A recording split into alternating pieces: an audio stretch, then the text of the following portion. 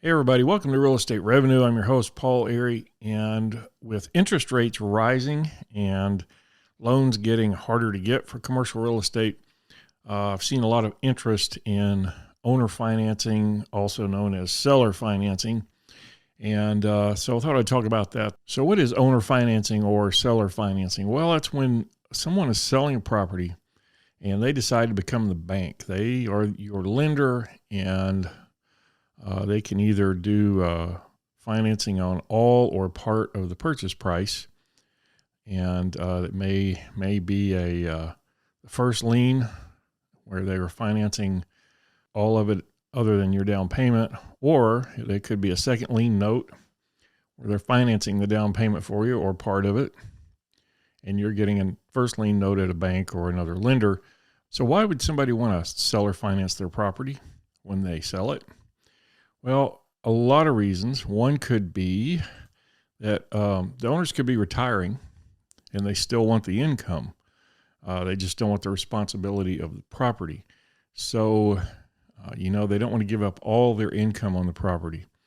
Now, this is a good time to catch somebody for this kind of a deal, because a lot of times their property might be completely paid off and they can be your bank. They can do all of the owner financing for you, and you won't have to use another lender. However, a lot of times they will still have a balance due on a note, so you'll have to do a combination of traditional lender and seller financing, and possibly cash down payment as well. Still makes things a little bit easier though, because sometimes the lender wants more of a down payment than what you have on hand at the time. So it can make that deal a lot easier for you. So here's another reason they may want to seller finance. They might have a large tax payment coming off of that property when they sell it, because if they have a large profit, if they've owned it for a while, the property value's gone up a lot, they might have a big tax bill coming their way. And they don't want to pay it all up front. They want to defer it. So it's going to get deferred over the term of the loan that they give you. And that's a big reason for a lot of people to want to do this. There are three properties typically that it's easier to get owner financing on when you make a deal. So we're going to go over those three properties. We're going to start off with this one, self-storage. Self-storage facilities, a lot of those are available from retiring people, mom and pop operations, and they like the idea of keeping some of the income. They don't necessarily want to get rid of all of it, but they don't want to run that property anymore, because self-storage is a business, not just real estate that you rent out to somebody. You have to operate this as a business, and you can get a management company to do it for you, but these people that are retiring, they don't want to run that business anymore. So a lot of times they are willing to sell or finance that property. And that's a good way to get into a self-storage deal. Self-storage properties have a high success rate, so they are really attractive to a lot of people. Their success rate runs between like 95 and 98%. Now, it is pretty easy to get traditional lending on those properties, because lenders like those. Bankers love storage properties because of that high success rate. And SBA will do SBA guaranteed financing, and a lot of times you can get that for a low down payment, like 10%, because it's a business. And that's why they'll do that financing on that property, because it's a business. So that's one thing to look at, and that's one advantage of buying that kind of property. So what's the next property? The next one up is RV parks and mobile home parks. Now, RV parks, like storage facilities, are a business, and somebody has to operate that business. It's not something that you can just walk away from. Technology's coming around where, in the case of self-storage, a lot of it's getting more automated, but you know what? Somebody still has to go and sweep out those units and pick up trash around the place. So it's not completely automated, and probably never will be. So at least not for a long time anyway. And RV parks are the same way.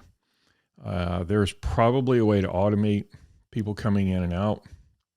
But for now, There's not. Somebody has to be there. An attendant has to be there at least part of the time. So RV parks are kind of cool. It's land with some plumbing and electrical stuff. I mean, it's, and you have little driveways and pads to park on. So in RV park properties, there are 3 different kinds.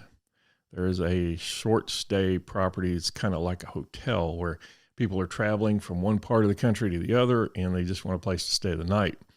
And then you have a medium stay property where people are on a vacation, and this is maybe a destination for them. So you have a destination RV park, and they go there and park their RV, and they might be there for a week, maybe 2 weeks, maybe 3 weeks, and then they go home. And then you have extended stay RV parks, and you see these a lot in locations where there might be a huge construction project, or in the case of this area where I am out in West Texas, they have oil field workers coming in. And when that happens, when they start coming in and it gets really busy, they have a hard time finding hotel rooms and apartments. So RV parks really rake in a lot of money in that area, and people will come in and stay for months at a time in those RV parks. So they really make a good income. I've done a couple of RV park deals out there for my clients, and the issue with RV parks is that financing with them through a traditional lender is a little difficult. They don't like RV parks, and a lot of times traditional lenders either don't want to loan on those properties at all, or they only want to do maybe like 40 or 50% of the appraised value. So, that can give you a problem if you don't have a lot of cash.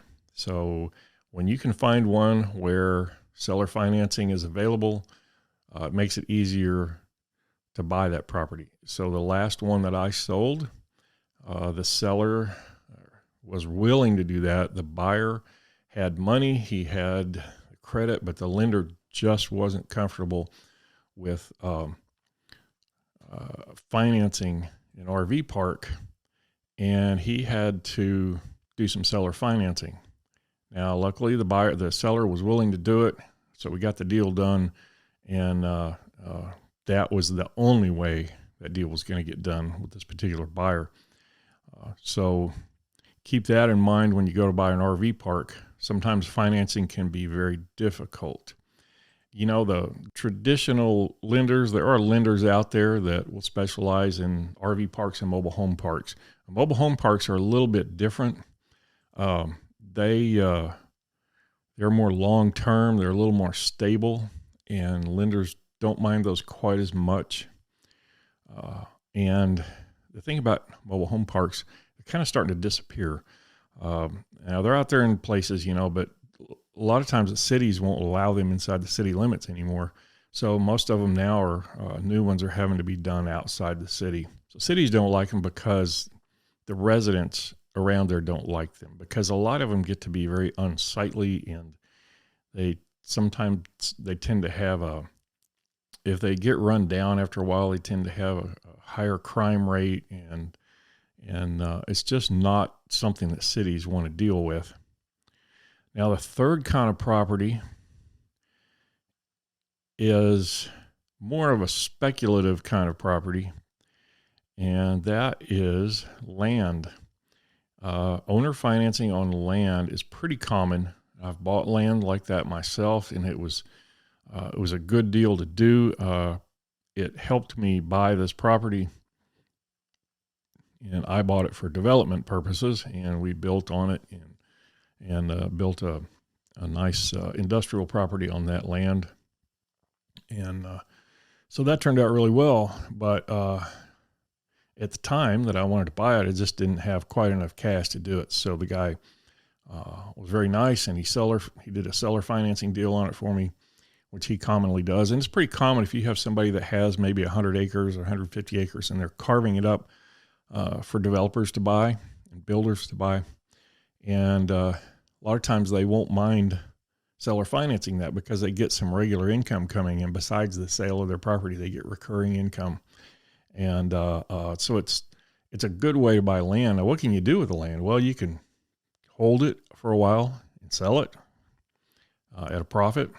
Land deals are good like that if your timing is good and your intuition is good and you know where the path of progress is going in the city or in the area that you're in. And if you buy the right property, you can make a lot of money on it. So you can buy the property and resell it. You can buy the property and build on it. You can also buy the property and do a ground lease.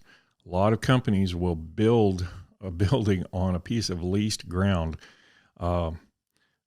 Restaurants are real big into that. They don't buy the land necessarily, but they will go pay thousands of dollars a month for the land for a lease, and then they'll build $1 million building on it. And, those can be really great. I mean, you don't have any maintenance to worry about and get a pretty high return on those. So we already went over why they would do it, why they would owner finance. Some people just like the idea of having a note, carrying a note, and having people make payments. There is actually an entire industry, basically, in commercial real estate and in residential real estate too, of note investors, and people will buy and sell notes.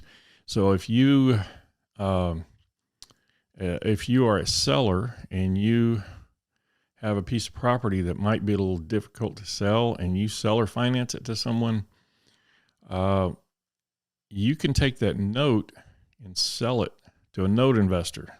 You don't have to wait 10 years or 20 years to get your money paid out. You can sell it to a note investor. They'll pay you right now for it. And the amount they will pay you, of course, is totally negotiable. Always remember that one property can change your life. And you can, if you can get into a property and the only way to get into it is to do a seller financing deal, then that's great. One word of caution: don't get over leveraged on the property. Don't have too much debt on that property. You can get close to your break-even point and have a tenant leave, and then you could be losing money, and you don't want that to happen. So if you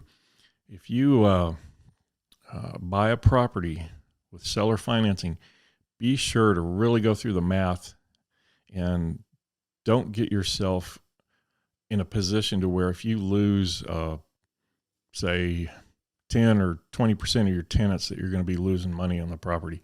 You need to watch out for that. Make sure you know exactly where your break-even point is, know exactly what your payments are going to be and your income off the property, and just be careful with that. That's the one mistake most people make when they do seller financing deals, is they have too much debt piled up on the property and they can't keep up with it.